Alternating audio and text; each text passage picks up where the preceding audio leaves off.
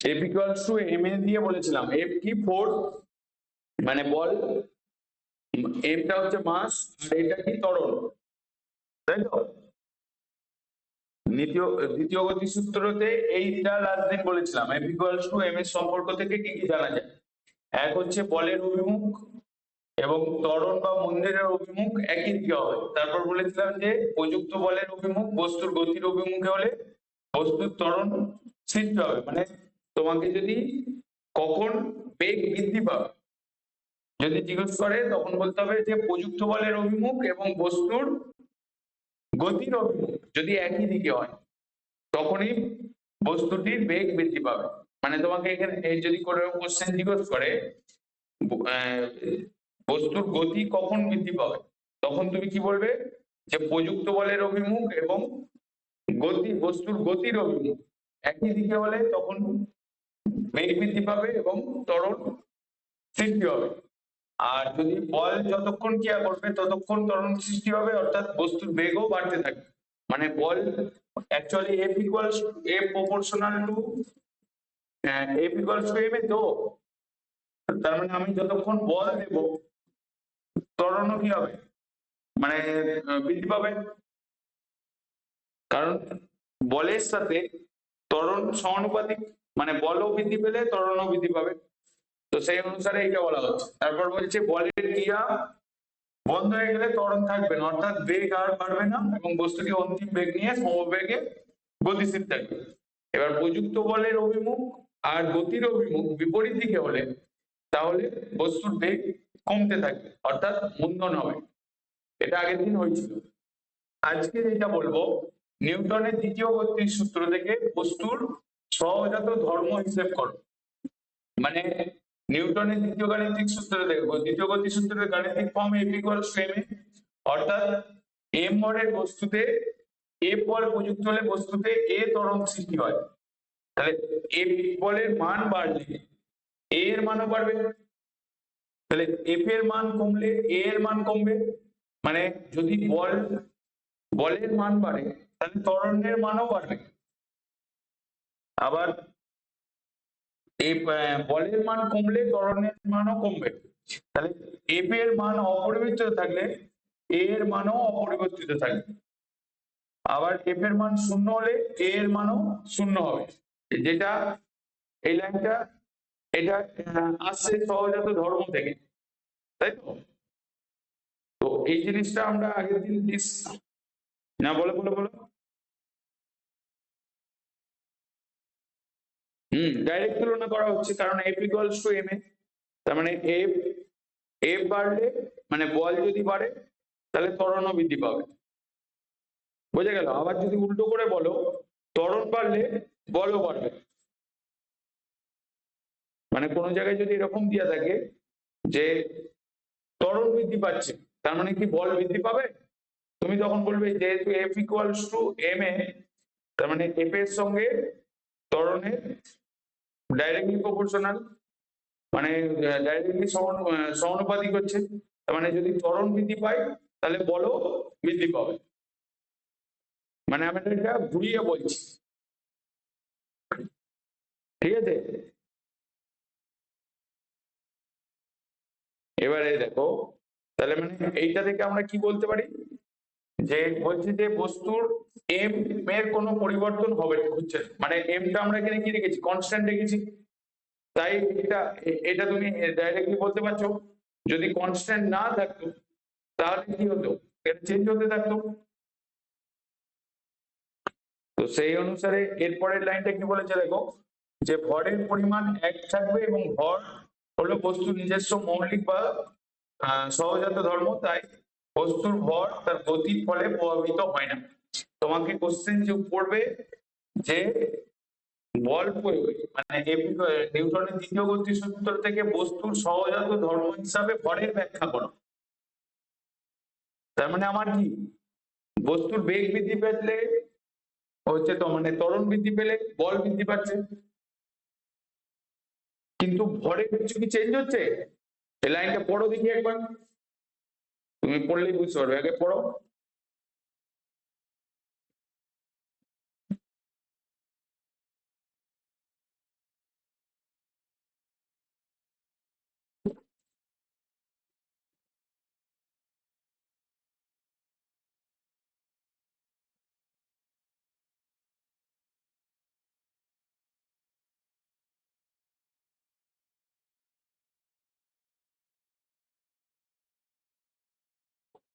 হ্যাঁ, তার মানে আমরা এখানে আবার করে নাও, করে নাও।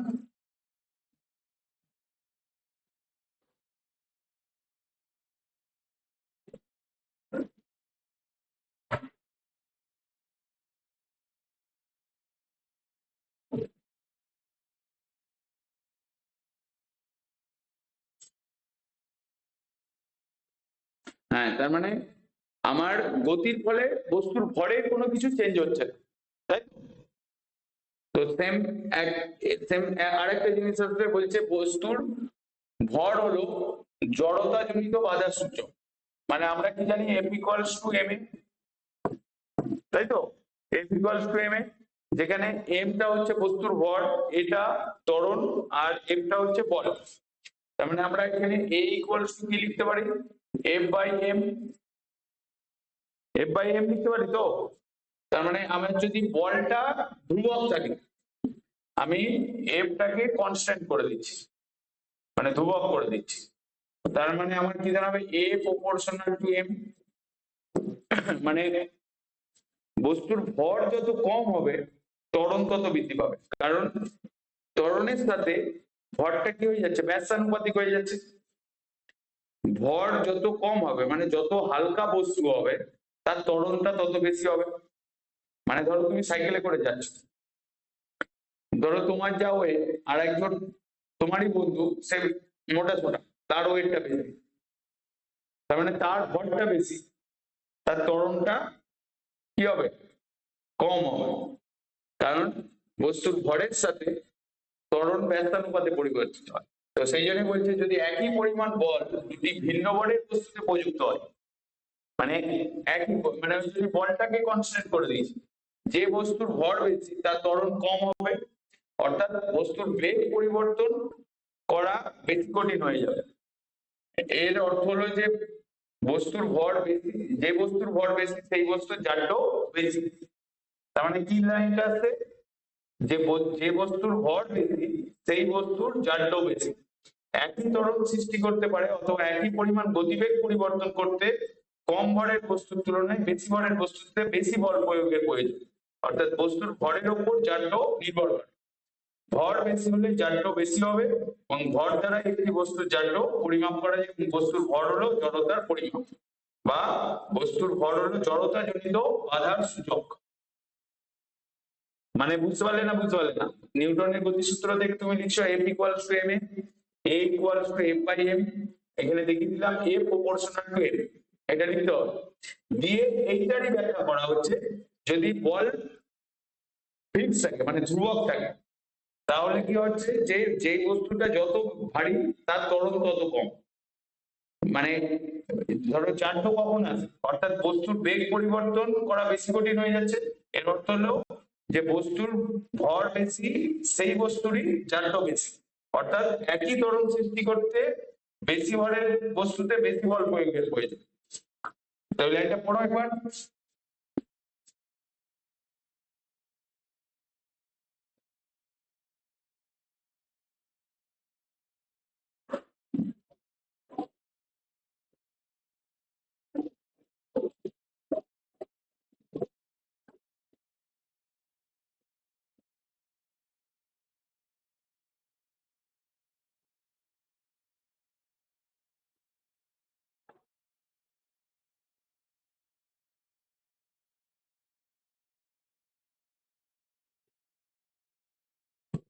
কমপ্লিট করো।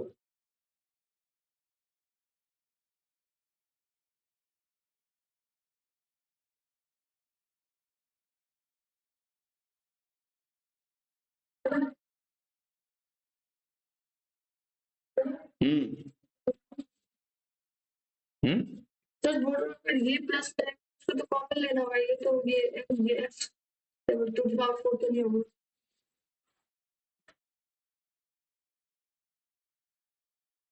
इस दोनों को मल्टीप्लाई किया ना, इस दोनों को मल्टीप्लाई किया, अलग अलग से क्यों किया? एक साथ नहीं करो, एक ही लाइन में, ऐसे नहीं। इसको थर्ड ब्रैकेट दो, इसको थर्ड ब्रैकेट दो, उसके बाद थर्ड ब्रैकेट को हटाओ, माइनस मल्टीप्लाई होगा ये दोनों करने के बाद। अलग अलग से मत करो। তার মানে এখানটা বুঝতে পারলে তো? এরপরে দেখো আমরা এখানে করবো কি, বলের একক। বলের একক কি হয়? নিউটন। এসআই পদ্ধতিতে বলের একক কি বলবে? নিউটন। কারণ আমরা এখানে কি পাচ্ছি যে বলের একক এসআই তে কি হয়ে যাচ্ছে তোমার নিউটন। কারণ আমরা কি দেখেছি, এফ ইকুয়ালস টু এম এ দেখেছি, এফ ইকুয়ালস টু এম এ। তার মানে মাসের একক কি হয়? মাসটাকে তুমি কি বলো, মানে কিলোগ্রাম, কেজি। আর ত্বরণের একক কি? Meter per second, meter per second. তার মানে কেজি মিটার পার সেকেন্ডটাকে কি বলা হচ্ছে? নিউটন। তার মানে আমায় নিউটনের ডেফিনিশন কি আসবে, যে 1 কিলোগ্রাম ভরের কোনো বস্তুর উপর যে পরিমাণ বল প্রয়োগ করা হয়, বল প্রয়োগ করলে 1 মিটার পার সেকেন্ড স্কয়ার ত্বরণ সৃষ্টি হবে। এখানে সেকেন্ড স্কয়ার হবে, ঠিক আছে? মানে হ্যাঁ, মানে আমি লিখে দিচ্ছি এখানে 1 কিলোগ্রাম ভরের কোন বস্তুর উপর কত বল প্রয়োগ করবে? কোন বস্তুর উপর যে পরিমাণ বল প্রয়োগ করা হয়, যে পরিমাণ বল প্রয়োগ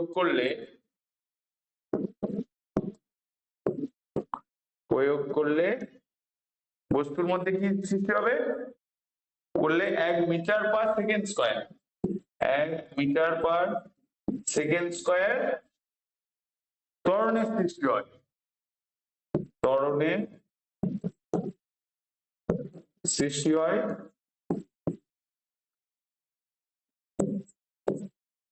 সেই বলকে কি বলে? 1 নিউটন বলে। সেই বলকে 1 নিউটন বলা হয়।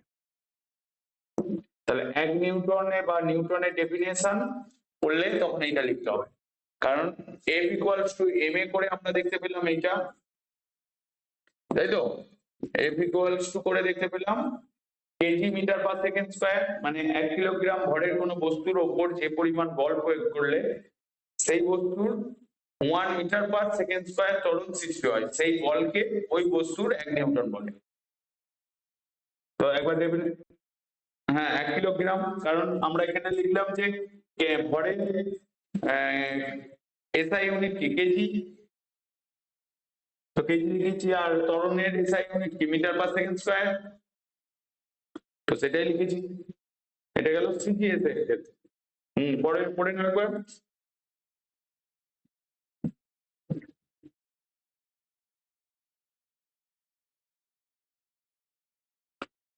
কোন ভরের কোন বস্তুর ওপর যে পরিমাণ বল প্রয়োগ করলে 1 মিটার পার সেকেন্ড স্কয়ার ত্বরণ সৃষ্টি হয়। এবার তাহলে ডাইন কি হবে সিজিএস এ? যদি সিজিএস এ যদি করি তখন ডাইন হয়। তার মানে আমি F equals to M A লিখছি। দেখো আমি কিভাবে চিন্তা করছি, F equals to M A, M মানে কি? বস্তুর ভর, তাই তো? তাহলে ভরের একক কি হয়? সিজিএস পদ্ধতিতে ভরের একক এসআই কেজি হলো, সিজিএস এ গ্রাম হবে। সিজিএস এ গ্রাম, আর হচ্ছে ত্বরণের একক কি হবে? সেন্টিমিটার পার সেকেন্ড স্কয়ার। তার মানে গ্রাম সেন্টিমিটার পার সেকেন্ড স্কয়ার। তার মানে আমি এখানে 1 কিলোগ্রাম লিখেছিলাম, আমরা এখানে লিখবো 1 গ্রাম ভরের কোনো বস্তুর ওপর যে পরিমাণ বল প্রয়োগ করলে 1 সেন্টিমিটার পার সেকেন্ড স্কয়ার ত্বরণ সৃষ্টি হয়, সেই বলকে বলা হয় 1 ডাইন। তাহলে আমি এখানে আবার লিখে দিচ্ছি, এই কিলোগ্রাম আর মিটার পার সেকেন্ড স্কয়ারের জায়গায় 1 কিলোগ্রামের জায়গায় 1 গ্রাম লিখবে, আর 1 মিটার পার সেকেন্ড স্কয়ারের জায়গায় 1 সেন্টিমিটার পার সেকেন্ড লিখবে, তাহলেই ডাইন হয়ে যাবে। তার মানে আমি লিখবো 1 গ্রাম ভরের কোনো বস্তুর ওপর কোনো বস্তুর ওপর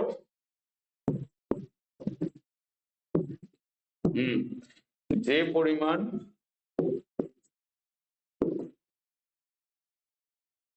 বল প্রয়োগ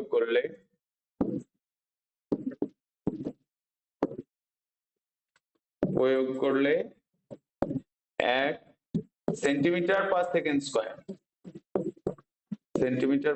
স্কয়ার ত্বরণের সৃষ্টি হয়, সেই পরিমাণ সেই বলকে তোমার এক ডাইন বলা হয়। पढ़ो ये लाइन का, हो गया?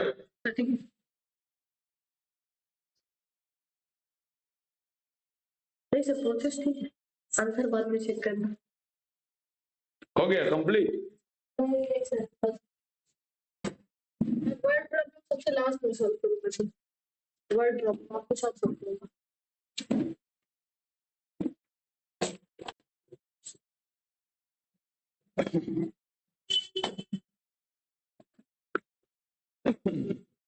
তো ডাইন কাকে বলে ক্লিয়ার হলো তো? হ্যাঁ, তাহলে এবার ডাইনের সঙ্গে নিউটনের রিলেশন কি দাঁড়াবে? ডাইনের সাথে নিউটনের রিলেশন, তার মানে আমি কি দেখলাম যে এন এর নিউটন, এগুলা পরীক্ষায় আসে কিন্তু ডাইনের সম্পর্ক। আমরা কি দেখতে পেলাম যে 1 নিউটন ইকুয়ালস টু কি লিখলাম? 1 নিউটন ইকুয়ালস টু আমরা লিখলাম 1 কেজি মানে কিলোগ্রাম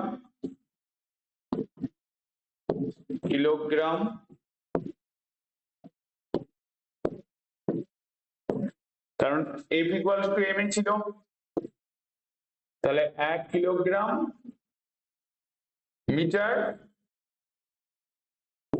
পার সেকেন্ড স্কয়ার এটা লিখেছিলাম।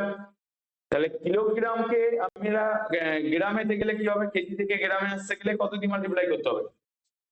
1000 দিয়ে। তাহলে 1000 গ্রাম লিখলাম। 1 মিটার থেকে এখানে 1 মিটার ছিল, তাহলে 1 মিটার থেকে সেন্টিমিটার আসতে গেলে কত দিয়ে মাল্টিপ্লাই করতে হয়? 100 দিয়ে।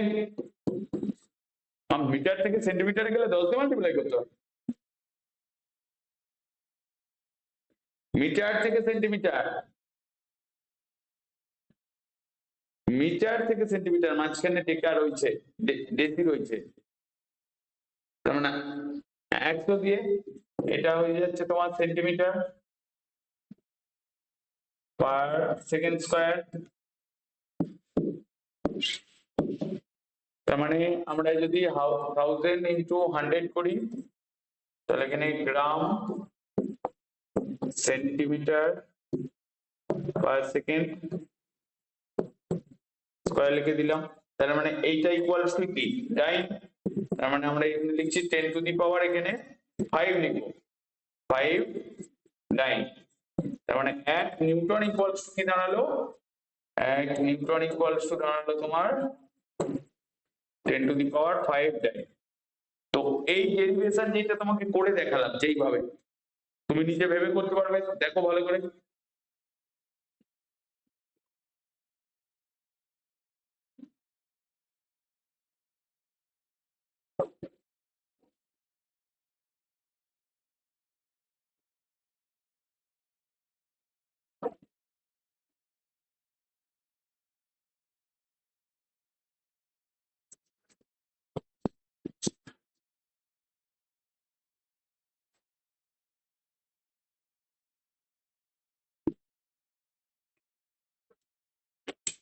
বুঝলে? বুঝতে পারলে না? কোথায় ভুল লিখেছি?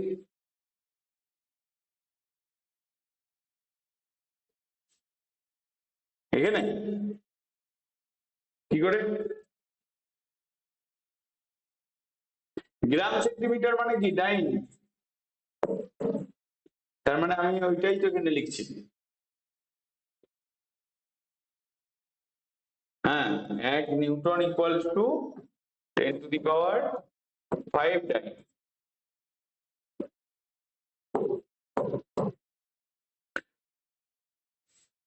(10⁻⁵ ডাইন, হ্যাঁ ঘুরে যাবে। তার মানে 1 ডাইন ইকুয়ালস টু, আমি এখানে কি লিখবো? 1 ডাইন ইকুয়ালস টু লিখবো 1/10⁻⁵ নিউটন। তার মানে এটাকে লিখতে গেলে 10⁻⁵ নিউটন হবে, ঘুরে যাবে। 1 ডাইন ইকুয়ালস টু, বুঝতে পারলে? দেখো আর একবার ভালো করে। हो गया कंप्लीट?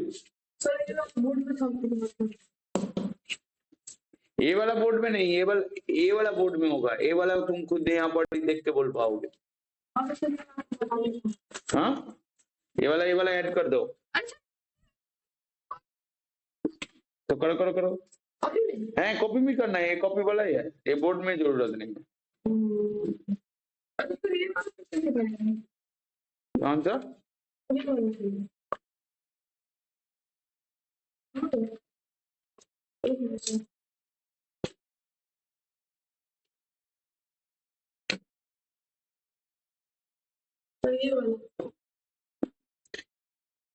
ये वाला इसको तोड़ो तोड़ो, तोड़ना पड़ेगा।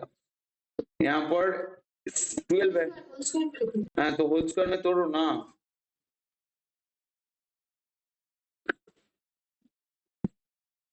বুঝতে পারলে এটা, না বুঝতে পারলে না?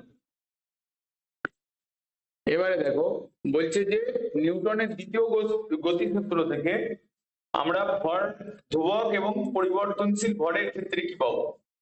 যদি আমার ভরটা এই ডেফিনেশনটা আগে লিখেছিলাম, যদি ভর কনস্ট্যান্ট থাকে, ধ্রুবক থাকে, তাহলে ভর অপরিবর্তিত থাকলে বস্তুতে গতি সৃষ্টি করতে প্রযুক্ত বল বস্তুতে সৃষ্ট ত্বরণের সমানুপাতিক হয়। এটা প্রথম দ্বিতীয় সূত্র স্টার্টিংলি বলেছিলাম, সেই লাইনটাই আবার লিখেছি এখানে। পরিবর্তনশীল ভরের ক্ষেত্রে কি হবে, বলছে বস্তুর ভরবেগের পরিবর্তনের হার বস্তুর উপর প্রযুক্ত বাহ্যিক অপ্রতিমিত বলের সমানুপাতিক। একদম প্রথম লাইন লিখেছিল, এবং বল যেদিকে প্রযুক্ত হয় বস্তুর ভরবেগের পরিবর্তনও সেই দিকেই ঘটে। এবার বলছে এইটার উপরে বেস করে একটা এক্সাম্পল আছে, যে কনভেয়ার বেল্ট কেমন দেখতে জানো? আমি এখানে ছবিতে দেখাচ্ছি না। কনভেয়ার বেল্ট কেমন দেখতে হয় দাঁড়াও, আমি ছবিতে দেখে দিচ্ছি।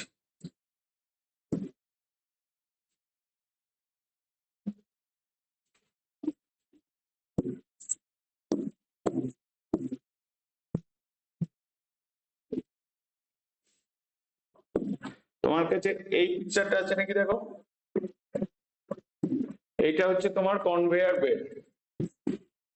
এই যে ছবিটা দেখতে পাচ্ছ, হ্যাঁ, তো এইটাকে বলে কনভেয়ার বেল্ট। মানে হচ্ছে তোমার এরকম টাইপের, এটা হচ্ছে কনভেয়ার বেল্ট। মানে এই বেল্টটা ঘুরছে, বেল্টটার উপরে তুমি এখানে কি দিচ্ছ, কোনো কিছু হচ্ছে বেল্টের উপরে কোনো কিছু দ্রব্য দিচ্ছ, দ্রব্যটা চলে চলে যাচ্ছে, মানে বেল্টটা ঘুরছে।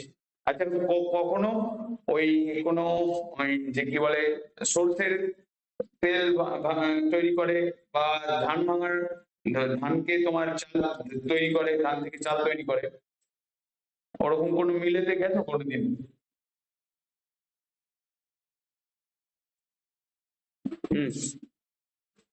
বা এরকম ধরো ওইদিকে একটা চাকা ঘুরছে, এইদিকে একটা চাকা ঘুরছে, মাঝখানে দুটো চাকার মধ্যে একটার সঙ্গে জেনারেটর লাগানো আছে, পরেরটা অটোমেটিক বেল্ট দিয়ে ঘুরছে।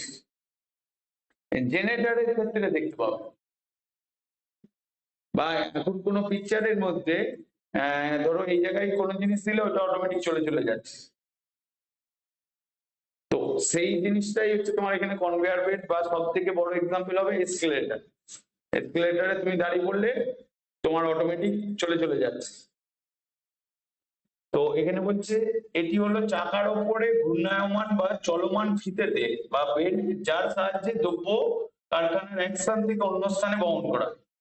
মানে অ্যাকচুয়ালি যেমন ধরো এসকেলেটরে তুমি নিচে দাঁড়িয়ে পড়লে তোমাকে উপরে নিয়ে যাচ্ছে, তুমি কিছু করছো না কিন্তু।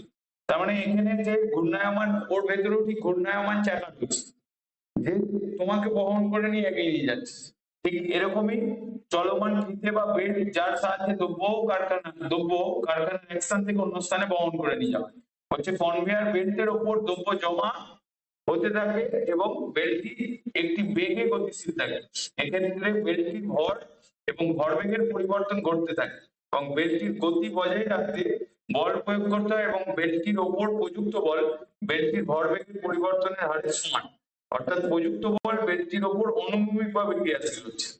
তার মানে আমি এখানে ওই দ্রব্যটা ওই নিচের দিকে ক্রিয়া করছে, অনুভূমিক ভাবে বলেছে 90 ডিগ্রি, এই নিচের দিকে ক্রিয়া করছে এইদিকে। মানে দ্রব্যর ওপর এই বেল্টটির দ্রব্যটার একটা ওয়েট আছে, তো মাস আছে তো, কারণ একটু আগে F ইকুয়ালস টু এম এ দেখবে। তার মানে যদি ত্বরণ, যদি এখানে কি বলেছে নির্দিষ্ট গতিবেগ বলেছে, বলছে কনভেয়ার বেল্টের উপর দ্রব্য জমা হতে থাকে এবং বেল্টটি একটি বেগে গতিশীল থাকে। এক্ষেত্রে বেল্টটির ভর এবং ভরবেগের পরিবর্তন ঘটতে থাকে। বেল্টটির গতি বজায় রাখতে বল প্রয়োগ করতে হয় এবং বেল্টটির উপর বল বেল্টটির ভরবেগের পরিবর্তনের হার সমান হয়, এবং প্রযুক্ত বল বেল্টটির গতির অভিমুখে ক্রিয়াশীল হয়। লাইনটা পড়ো, এটা খুব ভালো কোশ্চেন কিন্তু।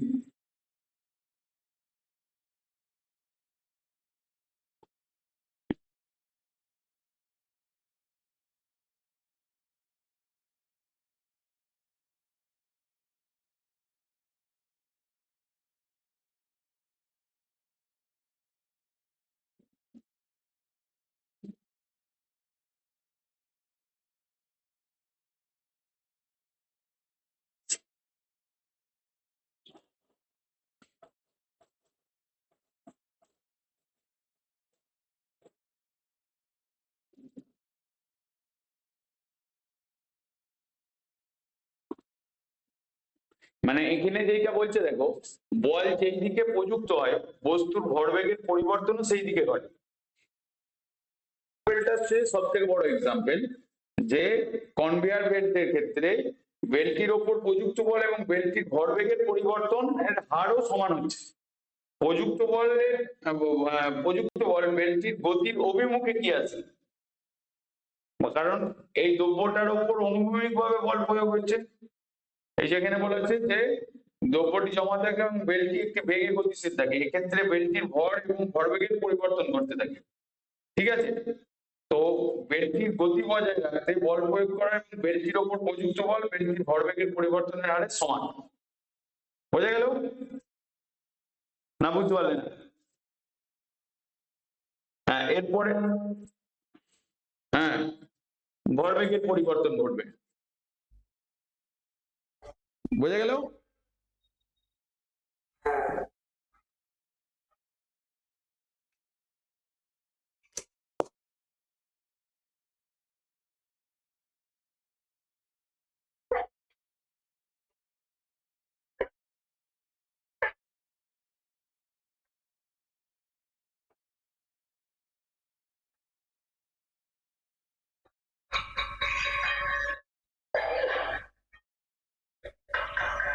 জানাচ্ছি।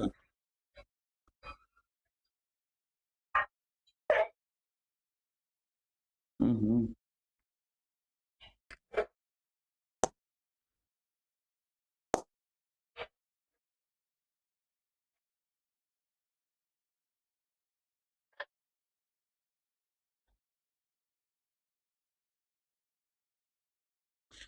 দেখো, তাহলে মানে এই লাইনটা ক্লিয়ার হলো তো?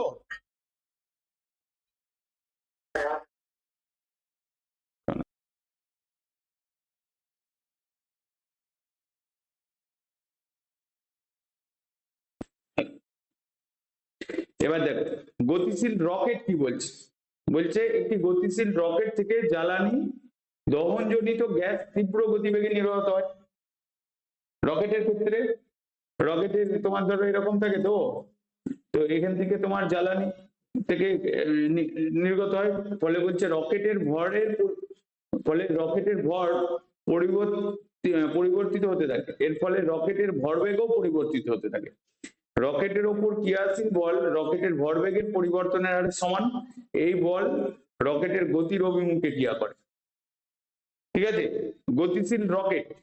ঠিক আছে, লাইনটা পড়ো, তারপরে তৃতীয় গতি সূত্রতে চলে যাবো।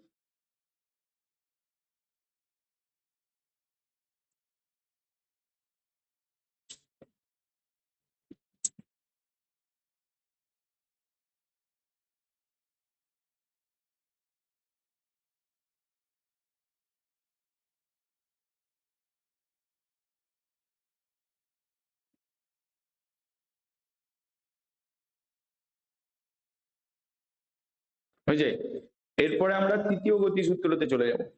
তৃতীয় গতি সূত্র কি, যে প্রত্যেক ক্রিয়ারই সমান ও বিপরীতমুখী প্রতিক্রিয়া আছে। মানে ধরো আমি যে তোমাকে বলছি, তুমি শুনছো, তুমি শুনে বুঝে পরীক্ষার খাতায় তুমি মার্কস পাবে। মানে আমি যেই ক্রিয়াটা করছি সেটা তোমার ভেতর দিয়ে প্রতিক্রিয়া কোথায় আসবে, খাতার মার্কসে। যদি তুমি পড়ো, এবার ধরো তুমি বাড়িতে আরো ভালো করে পড়ো, তাহলে আরো ভালো মার্কস পাবে, কারণ সেটা তোমার কাজ। তার মানে কি বলছে, যে প্রত্যেক ক্রিয়ারই মানে যা কিছু করবে তার সমান ও বিপরীতমুখী প্রতিক্রিয়া আছে। বলছে একটি বস্তু অন্য বস্তুর উপর বল প্রয়োগ করলে প্রথম বস্তু দ্বারা প্রযুক্ত বলকে, তার মানে ক্রিয়া বলে। ক্রিয়া কাকে বলছে, মানে প্রথম যে বস্তুটি, এই যে বলছে একটি বস্তু অন্য বস্তুর উপর বল প্রয়োগ করছে, তার মানে যে বল, প্রথম বস্তুটি কি বল প্রয়োগ করছে, এই যে বলছে একটি বস্তু অন্য একটি বস্তুর উপর বল প্রয়োগ করলে প্রথম বস্তু দ্বারা প্রযুক্ত বলকে ক্রিয়া বল বলে, সে মানে ক্রিয়া বলে। এবং সঙ্গে সঙ্গে দ্বিতীয় বস্তুটি আর একটা বল প্রয়োগ করেছে সমান ও বিপরীতমুখী, তাকে প্রতিক্রিয়া বল বলা হচ্ছে। এখান থেকে বলা হচ্ছে যে ক্রিয়া আর প্রতিক্রিয়া বল কাকে বলে। দেখো, যে প্রথম বস্তুর উপর ফার্স্ট যে বল প্রয়োগ করছে সেটা হচ্ছে ক্রিয়া, দ্বিতীয় বস্তু যখন প্রথম বস্তুর উপর বল প্রয়োগ করছে তখন সেটা প্রতিক্রিয়া। একবার ডেফিনেশনটা দেখো।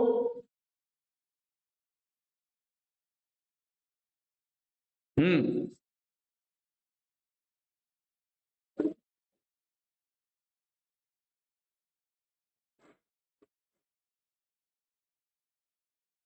পেছনের চাকাটা, হ্যাঁ পেছনে, কারণ হচ্ছে যে গাড়ির ইঞ্জিনটা যখনই কাজ করছে, যখন স্টার্ট হচ্ছে, যখনই তুমি গিয়ার দিচ্ছ, গিয়ার বক্সটা তোমার পেছনের চাকার সঙ্গে লাগানো আছে। আচ্ছা, মাটি কাটার গাড়ি দেখেছো, মানে তোমাদের বাড়ির পাশে ধরো ইটভাটা রয়েছে, দেখবে এমন একটা গাড়ি বা মিলিটারি যে গাড়িগুলো রয়েছে, যে লরিগুলো, ওদের সামনে চাকাও ঘোরে বা পেছনের চাকাও ঘোরে, মানে গিয়ার বক্সটা সামনেতেও আছে পেছনেতেও আছে। এমনি নর্মাল গাড়িতে কি থাকে, পেছনে গিয়ার বক্স থাকে, মানে মেশিন হচ্ছে তোমার ওইটা কি বলে, ইঞ্জিন যখন কাজ করছে গিয়ার বক্সে হচ্ছে তোমার যেই কার্যটা সেটা পেছনের চাকার সঙ্গে করা আছে, তাই পেছনের চাকা প্রথমে ঘুরছে, তাই সামনের চাকাটাকে আগে নিয়ে যাচ্ছে। কিন্তু মিলিটারি গাড়িতে তোমার সামনের চাকাতেও সাথে গিয়ার বক্স আছে, আবার পেছনের চাকার সাথেও গিয়ার বক্স আছে। ঠিক আছে, বলছে একটি বস্তু অন্য বস্তুর উপর বল প্রয়োগ করলে প্রথম বস্তু দ্বারা প্রযুক্ত বলকে ক্রিয়া বলে, সঙ্গে সঙ্গে দ্বিতীয় বস্তু প্রথম বস্তুর উপর যে বল প্রয়োগ করে তাকে প্রতিক্রিয়া বল বলে।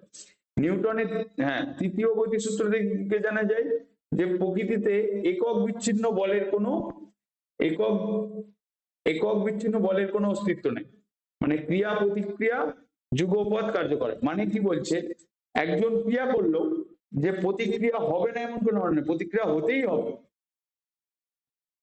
ধরো তুমি কাউকে খারাপ কথা বললে বা কারোর সাথে খারাপ ব্যবহার করলে, তুমি ভাবলে যে এই মুহূর্তে আমি তো বলে দিলাম, তাই তো, এরকম ভাবো,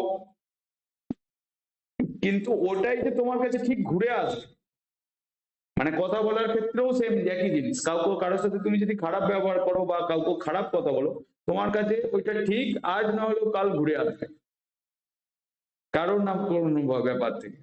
তো সেই জন্য যা কিছু করবে নিউটনের এই তৃতীয় গতি সূত্রটা মনে রাখবে, এটা হচ্ছে লাইফের ব্যাপার।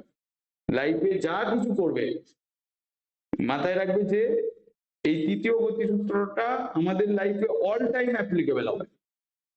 আমি যে মুখে কথা বলছি, তুমি যে কথা বলছো, তার তো একটা প্রতিক্রিয়া হচ্ছে। ধরো তুমি কারোর সাথে খারাপ ব্যবহার করে দিও, সে তোমার কথা শুনে তার মনে দুঃখ হলো, সে হয়তো ইনিশিয়ালি তোমাকে প্রথমে কিছু বললো না, কিন্তু ওই যে তুমি ওর সঙ্গে খারাপ ব্যবহার করলে সেটাও তোমার কাছে ঘুরে আসে। সেটা কিভাবে আজ আসতে পারে, কাল আসতে পারে, 10 বছর পরেও আসতে পারে, কিন্তু আসবে এটা কনফার্ম। তো সেই জন্য লাইফে চলতে গেলে কি করতে হবে, কারোর সাথে খারাপ ব্যবহার করা চলতে হবে না। মানে চললে জানবে যার সাথে খারাপ ব্যবহার করবে আজ না হলেও কাল তোমার কাছে ওইটা ঠিক রিটার্ন আসবে। কারণ তৃতীয় গতি সূত্রতে কি বলেছে যে প্রত্যেক ক্রিয়ারই সমান ও বিপরীতমুখী প্রতিক্রিয়া আছে, ঠিক আছে? তো সেই জন্যই বলছে যে প্রকৃতিতে একক বিচ্ছিন্ন বলের কোনো অস্তিত্ব নেই। মানে শুধু প্রতিক্রিয়া আছে, ক্রিয়া নেই, বা ক্রিয়া আছে প্রতিক্রিয়া নেই, এটা সম্ভব না। সেই জন্যই বলছে ক্রিয়া ও প্রতিক্রিয়া যুগপৎ কার্যকর, মানে ক্রিয়া হলেই প্রতিক্রিয়া হয়। বোঝা গেল? মানে তুমি ধরো যদি বসে বসে আছো, তুমি বলবে যে বসে আছি, তাহলে আমার ক্রিয়া কোথায় হচ্ছে? বসে থাকলেও তোমার কোষগুলো তো কাজ করছে। বসে থাকার পরে ধরো তুমি দৌড়াদৌড়ি ছোটাছুটি এদার করো, বসে থেকে তুমি রেস্ট নিচ্ছ, মানে তুমি এনার্জি সঞ্চয় করছো। তুমি যদি বসে না থেকে দৌড়াও তাহলে কি হবে? এনার্জি ক্ষয় হচ্ছে। এবার ধরো বসে খাওয়া দাওয়ার পর বসে রয়েছো, তার মানে তোমার কোষগুলো এনার্জি নিচ্ছে। এবার তুমি খাওয়া দাওয়ার পরেই দৌড়ালে, তাহলে কোষগুলো আর এনার্জি নিতে পারছে না, তুমি কিছুক্ষণ পরে হাঁপিয়ে যাবে খাওয়া দাওয়ার পরে ছুটলে। কিন্তু খাওয়া দাওয়ার পরে কিছুক্ষণ বসলে তোমার কোষগুলো এনার্জি নিল। তার মানে এই বসে থাকাটা হচ্ছে ক্রিয়া, তুমি যে এনার্জিটা পাচ্ছ সেটা হচ্ছে তার প্রতিক্রিয়া, ঠিক আছে? তাহলে ক্রিয়া হলেই প্রতিক্রিয়া হবে। একটা কথা সবসময় মনে রাখবে যে নিউটনের থার্ড লটা আমাদের লাইফে অল টাইম অ্যাপ্লিকেবল। তুমি যদি ভালো পড়াশোনা করো, তোমার খাতায় মার্কস ফুটে উঠবে, আর তুমি যদি পড়াশোনা না করো, হাজারো পরীক্ষার আগের দিন চেষ্টা করো না কেন, মার্কস পাবে না। কারণ এই যে ফিজিক্স, কেমিস্ট্রি, বায়োলজি বা ম্যাথ, সায়েন্সের যে সাবজেক্ট গুলো, ওগুলো একদিনে হয় না। দেখো আমি প্রতিদিনই অল্প অল্প করে পড়াচ্ছি, আমি কিন্তু না একটানা বলে দিয়ে নিউমেরিক্যাল করে দিয়ে আমার দায়িত্ব খতম করতে পারতাম, কিন্তু আমি সেটা করিনি। কারণ এই চ্যাপ্টার গুলো হচ্ছে তাড়াতাড়ি বলার জন্য না। তোমাকে যদি আমি ক্লাস 9-এ ভালো করে পড়াই, তুমি যখন জেইর জন্য দিতে যাবে বা নিটের জন্য এগোবে, তখন কিন্তু এই চ্যাপ্টার পোর্শন গুলো যদি ভালো করে ক্লিয়ার না থাকে, তাহলে তখন তুমি ফিজিক্স কেমিস্ট্রি ধরতে পারবে না। তো সেই জন্যই একদম ক্লিয়ার করে বলা হচ্ছে।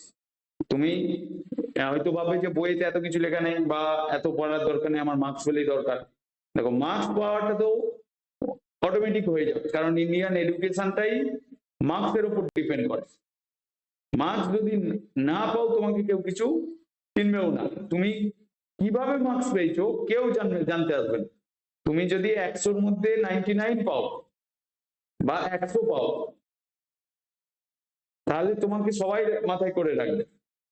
আবার যদি ধরো তুমি 100-র মধ্যে ফেল করে গেলে, তুমি মার্কস পেলে না, 50 পেলে, তুমি বলছো যে আমি মার্কস কম পেয়েছি, আমার অমুক দিনে ওই পরীক্ষার আগের দিন বা দুদিন আগে আমার প্রচন্ড শরীর খারাপ ছিল, তাই আমি মার্কস পাইনি।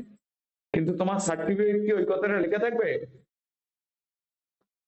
ঋষি দাস যে কাজটা মানে মার্কস পাইনি এই কারণে যে ওর সার্টিফিকেট, ওর পরীক্ষার আগের দিন শরীর খারাপ ছিল বা কোনো কিছু প্রবলেম ছিল, সেই জন্য ও পরীক্ষা ভালো করে দিতে পারে। সার্টিফিকেট তো লেখা থাকবে না।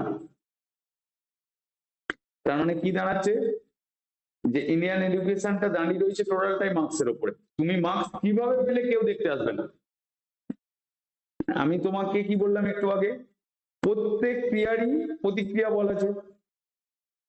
ধরো তুমি পরীক্ষার খাতায় চিট করলে, ধরো এই মুহূর্তে তুমি মার্কস পেয়ে গেলে, ওই যে চিট করে তুমি যে খাতাটা লিখলে, লিখে মার্কস পেয়ে গেলে, তার রেজাল্ট তুমি যখন পাস করে বেরিয়ে যখন তুমি টিচার হবে বা তোমার কাউকে ওই টপিকটা বলতে যাবে, তখন দেখবে তুমি বলতে পারছো না। কেন বলতে পারছো না? কারণ তুমি যে ক্লাস 9-এ বসে বসে চিট করে লিখেছো। তো আজকের দিনে সবাই হচ্ছে কি বলে, সার্টিফিকেট নিয়ে পাস করে বসে রয়েছে, গ্রাজুয়েশন করছে, চাকরি পাচ্ছে না, তাই তো? কেন চাকরি পাচ্ছে না? এবার ওই টাইমের কথা চিন্তা করো, সে কিভাবে পাস করেছে, মার্কস পেয়ে গেছে, কিন্তু পাসটা কিভাবে করেছে? তার মানে তার কি থাকছে, কোয়ান্টিটি আছে, কোয়ালিটি নেই। মানে তাকে যদি কিছু সিম্পল লেটার লিখতে বলে, সে লেটার লিখতে পারবে না, বাংলাতে লেটার লিখতে পারবে না।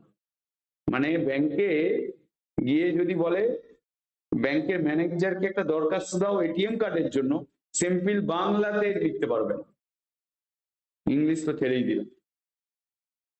তুমি যেন এরকম হয়েও না। তুমি এখন যেইটা শেখো কমপ্লিট শেখো। মার্কস তো দরকার, কিন্তু মার্কসের সাথে তুমি পড়লেই মার্কস পাবে, না পড়লে মার্কস পাবে না। তুমি যদি আমার কাছ থেকে বোঝো, তোমার পড়তে ভালো লাগবে, আর যদি না বোঝো, শুধু হ্যাঁ হ্যাঁ বলে যাও, তাহলে কিন্তু ভালো লাগবে না, মানে পড়তেও ইচ্ছা করবে না।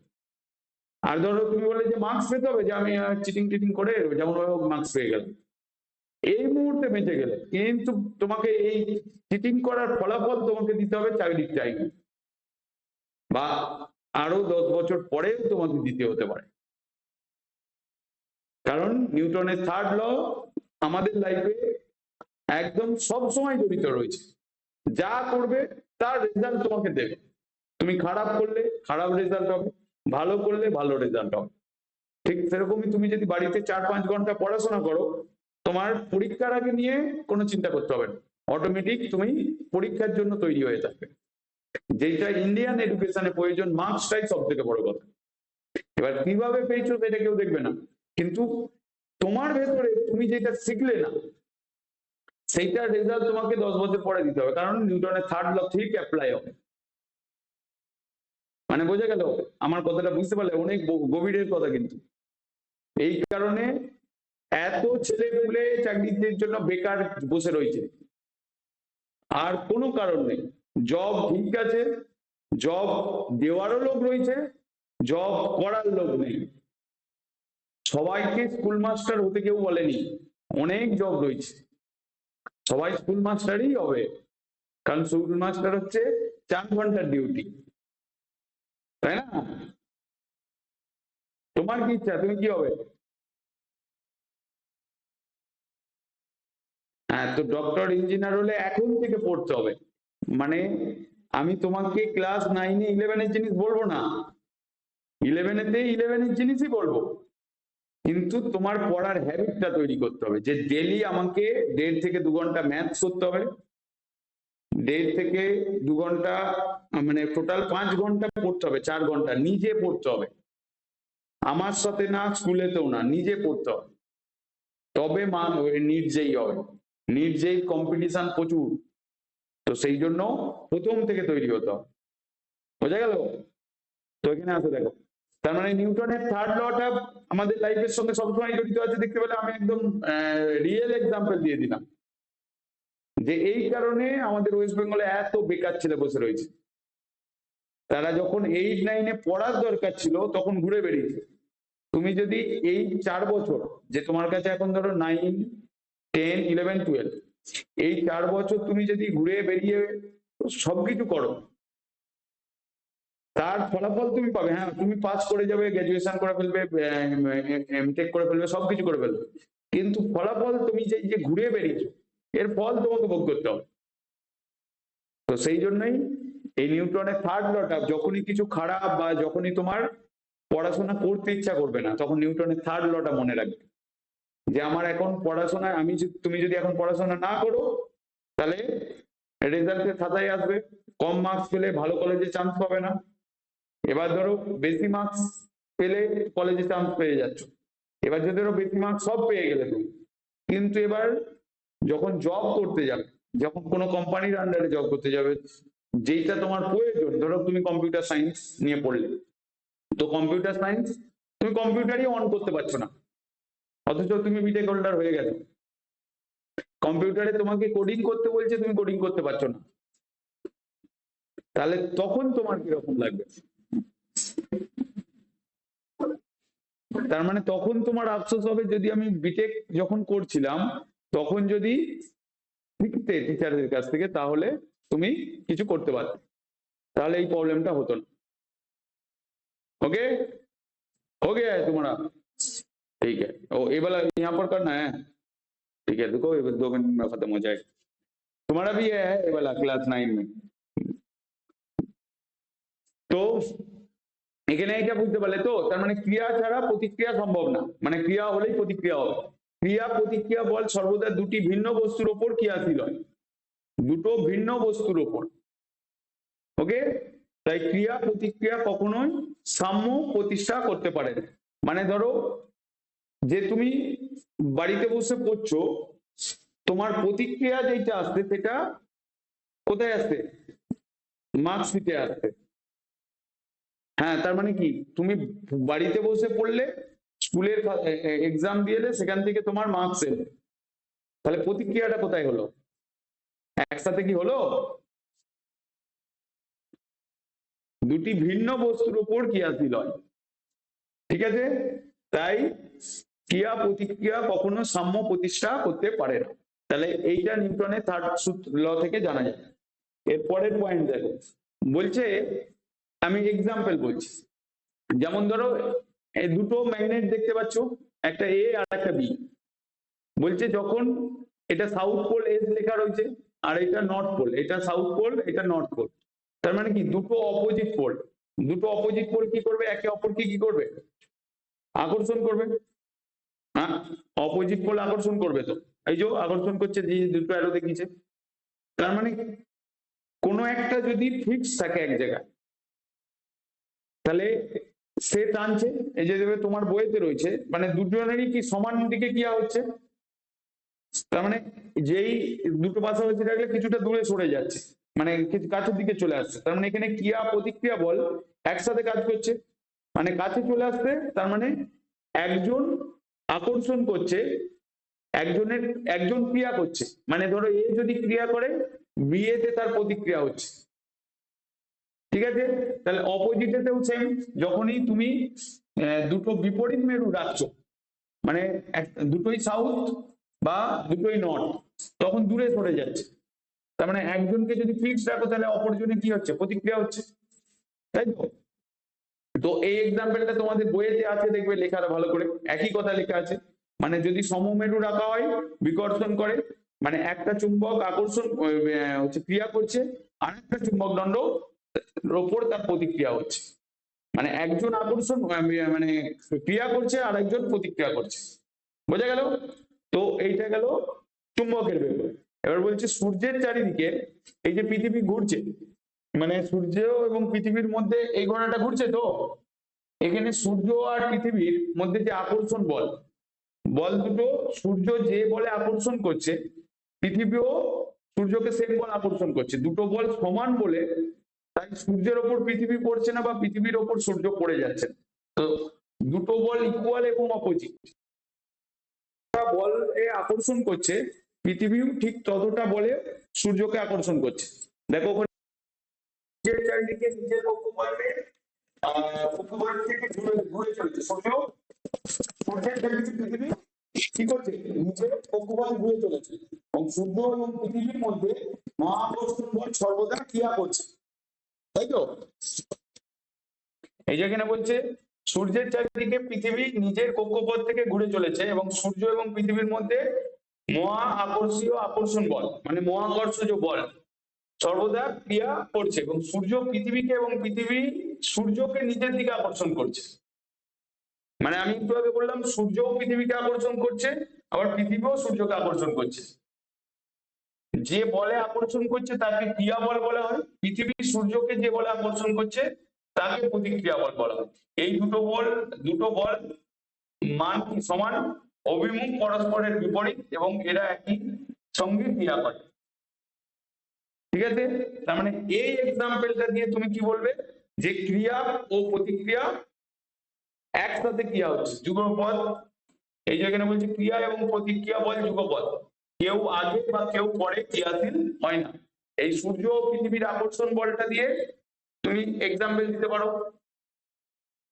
ঠিক আছে, মানে তোমাকে বলবে যে ক্রিয়া প্রতিক্রিয়া বল যুগপদ, কেউ আগে বা পরে ক্রিয়াশীল হয় না, এরকম এক্সাম্পল দাও। সূর্য পৃথিবীর চারিদিকে যে ঘুরছে সেটা দেখাতে পারো, আকর্ষণ বলটা। ঘুরছেটা বললে দেখাতে হবে না, আকর্ষণ বলটা বোঝাতে হবে। এই যে আমি এখানে যে স্টেটমেন্টটা লিখে দিয়েছি, ঘুরে চলেছে। সূর্য এবং পৃথিবীর মধ্যে মহাকর্ষীয় আকর্ষণ বল সর্বদা ক্রিয়া করছে। সূর্য পৃথিবীকে এবং পৃথিবী সূর্যকে নিজের দিকে আকর্ষণ করছে, মানে সূর্য পৃথিবীকে টানছে, পৃথিবীও সূর্যকে টানছে। সূর্য পৃথিবীকে যে বলে আকর্ষণ করছে তাকে ক্রিয়া বল বলছে, এবং পৃথিবী সূর্যকে যে বলে আকর্ষণ করছে তাকে প্রতিক্রিয়া বল বলছে। দুটো বল সমান বলে কেউ কারো উপর গিয়ে পড়ছে না, যখনই যার বল বেশি হবে অপরটি তার উপর এসে পড়বে। বুঝলে তো? এরপরে দেখো এই স্প্রিং এর ব্যাপারটা, মানে দুটো, মানে ধরো তুমি তোমার বন্ধুর সঙ্গে এরকম স্প্রিং টানাটানি খেলছো, ঠিক আছে, তোমার বন্ধুর বল যদি বেশি হয় বা তোমার বল যদি বেশি হয় তাহলে তুমি বন্ধুকে টেনে নেবে। তো সেটাই বলছে বাম দিকে স্প্রিং, মানে এখানে দেখাচ্ছে যে দুজনই সমান বল প্রয়োগ করছে, মানে তুমি যেটা টানছো আর তোমার বন্ধু যেটা ধরে রেখেছে, মানে একজন ধরছে, মানে টেনে ধরে আছে, আর একজন তুমি নিজের দিকে টানছো, মানে দুটো অপোজিট দিকে হয়ে যাচ্ছে। দুটো বল তুমি যতটা ক্রিয়া করছো ও প্রতিক্রিয়াটা ঠিক ততটাই দিচ্ছে, তাই কাঁটা দুটো এক জায়গায় থাকছে। বলছে বাম দিকে স্প্রিং এর তুলাটি ডান দিকে স্প্রিং এর তুলা থেকে বাম দিকে টানছে। ভালো করে বলো, বাম দিকে স্প্রিং তুলাটি, এইটা হচ্ছে বাম দিক, বাম দিকে স্প্রিং তুলাটি ডান দিকে স্প্রিং তুলাটিকে বাম দিকে টানছে, মানে এ টানছে, এ ধরে রেখেছে, এবং ডান দিকে স্প্রিং তুলাটি বাম দিকে তুলাটিকে ডান দিকে টানছে। হ্যাঁ, তার মানে দুটো স্প্রিং তুলায় সূচক বলের সমান মান দেখাচ্ছে, এবং এও বোঝা যাচ্ছে যে মানে ক্রিয়াশীল বল দুটির অভিমুখ পরস্পরের বিপরীত, এবং বাম দিকের তুলাটি ডান দিকের তুলাটির ওপর ক্রিয়া বল প্রয়োগ করলে ডান দিকের তুলাটি বাম দিকের তুলাটির ওপর প্রতিক্রিয়া বল প্রয়োগ করছে। লাইনটা পড়ো, একই কথা বলা হচ্ছে যে হুম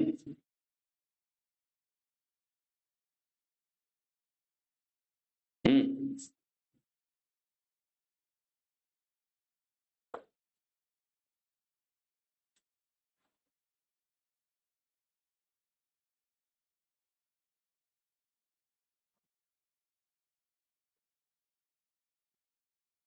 হ্যাঁ, তার মানে একজন ক্রিয়া করছে আর একজন প্রতিক্রিয়া করছে, যে টানছে সে ক্রিয়া করছে আর যে ধরে থাকছে সে হচ্ছে প্রতিক্রিয়া বল হয়ে যাচ্ছে।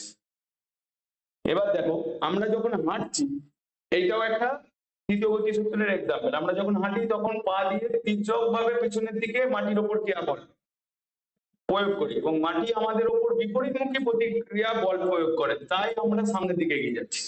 এবার তোমাকে কেউ যদি কোশ্চেন করে আমরা যে হাঁটছি আমরা সামনের দিকে এগোচ্ছি কেন, আমি যেটা মাটির ওপর বল প্রয়োগ করছি মাটিও আমার ওপর সমান ও বিপরীতমুখী বল প্রয়োগ করছে, তাই তো? যদি বল প্রয়োগ না করতো তাহলে আমরা হাঁটতে পারতাম? যেমন তুমি বালি মাটিতে বা পুকুরে যখন জল ফেলে দেওয়ার পরে, যেটা পাঁক মাটি বলা হচ্ছে, যার ভেতর তোমার পাটা ঢুকে গেলে তুমি কি হাঁটতে পারো, বা বালির ওপর দিয়ে তাড়াতাড়ি হাঁটতে পারো? কারণ বালি, তুমি যে বলটা প্রয়োগ করছো ওই বালি মাটিতে, মানে বিশেষ করে নদীতে দেখা যায় তুমি তাড়াতাড়ি হাঁটতে পারবে না, মানে যেখানে বালি বল, মানে সমান বলটা তোমার উপর প্রয়োগ করছে না, তাই তুমি হাঁটতে পারছো না। তার মানে মাটি, আমরা যখন হাঁটি তখন পা দিকে তির্যক ভাবে পেছনের দিকে মাটির উপর ক্রিয়া বল ক্রিয়া করে, এই তির্যক ভাবে কথাটা লিখতে হবে, এবং মাটিও আমাদের উপর বিপরীতমুখী প্রতিক্রিয়া বল প্রয়োগ। ওকে, এবার রকেট বা জেট প্লেনের জ্বালানি দ্রুত দহনের ফলে উৎপন্ন গ্যাস তীব্র বেগে পেছনের দিকে সরু নলের মধ্য দিয়ে বেরিয়ে আসে। রকেট বা জেট প্লেন থেকে নির্গত গ্যাসের ওপর ক্রিয়া বল এবং নির্গত গ্যাস রকেট বা জেট প্লেনের উপর তীব্র প্রতিক্রিয়া বল প্রয়োগ করে। এই প্রতিক্রিয়া বল রকেট বা জেট প্লেনের সামনের দিকে তীব্র বেগে এগিয়ে নিয়ে যায় জেট প্লেনকে। এটা পড়ো, বলো বলো।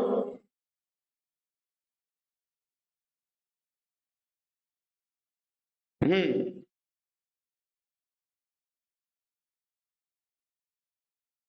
হ্যাঁ, বলছে যে গ্যাস তীব্র বেগে পেছনের দিকে সরু নলের মধ্য দিয়ে বেরিয়ে আসে। রকেট বা জেট প্লেনে নির্গত গ্যাসের উপর ক্রিয়া বল প্রয়োগ করে। নির্গত গ্যাস রকেট বা জেট প্লেনের উপর তীব্র বেগে, মানে যে গ্যাসটা নির্গত হচ্ছে ওটাই জেট প্লেনের উপর তীব্র প্রতিক্রিয়া বল প্রয়োগ করে। এই প্রতিক্রিয়া বল রকেট বা জেট প্লেনের সামনের দিকে এগিয়ে নিয়ে যেতে পারে। কিভাবে এগিয়ে নিয়ে যায় তখন এই লাইনটা লিখতে হবে। বোঝা গেল?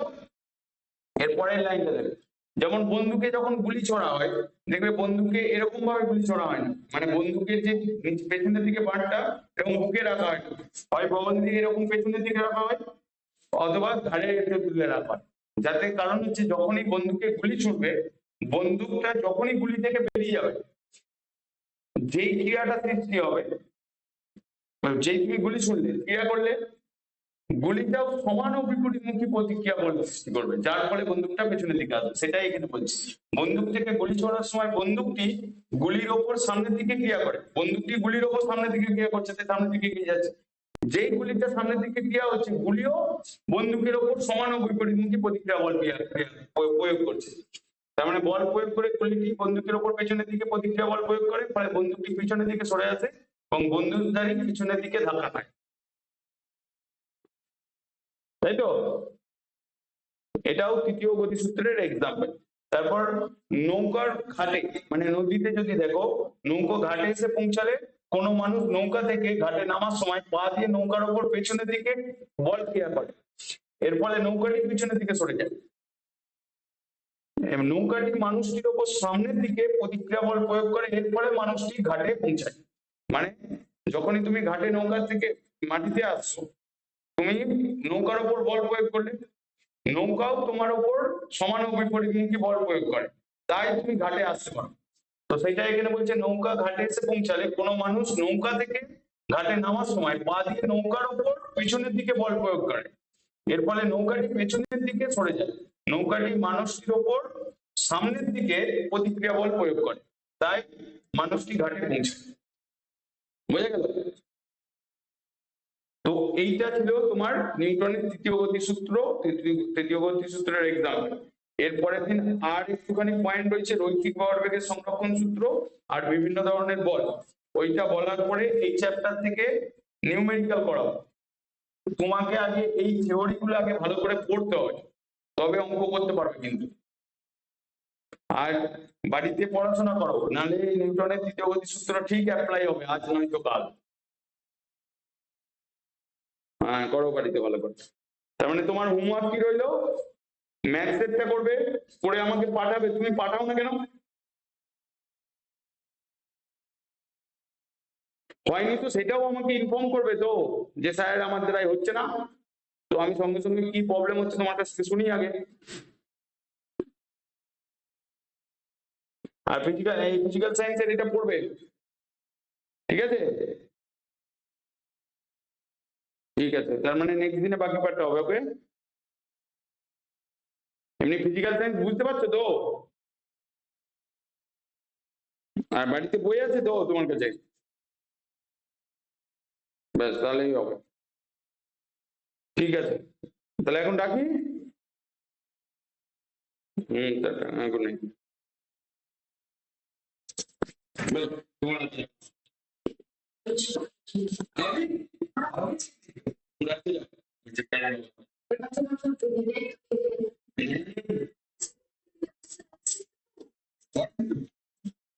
Yeah.